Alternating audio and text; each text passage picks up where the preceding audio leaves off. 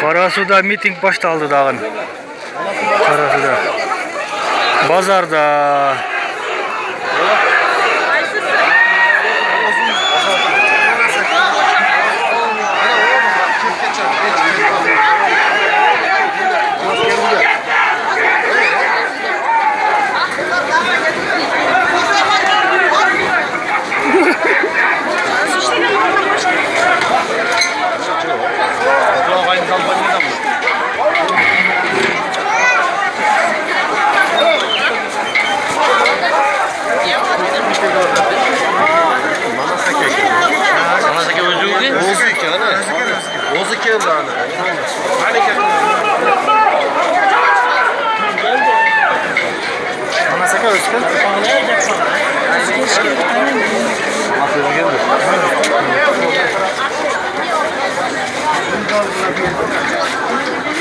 Hazır bugün 8 oktyabr.